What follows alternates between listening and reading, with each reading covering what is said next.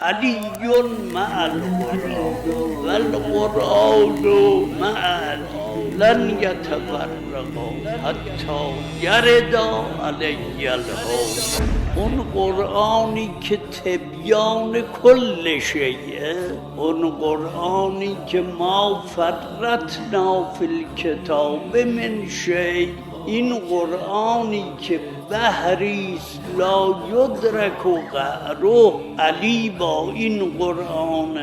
معنی این جمله اینه که علی عالم به کل شیء، علم کل شیء با اوست و او عالم به کل شیء.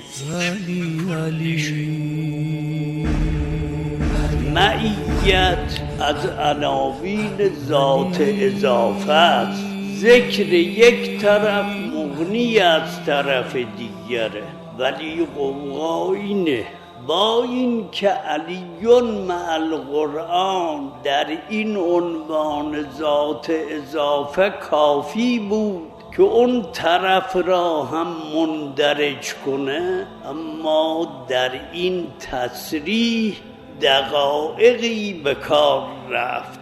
2 مرتبه برگشت فرمود و القرآن مع علی که او را شناخت.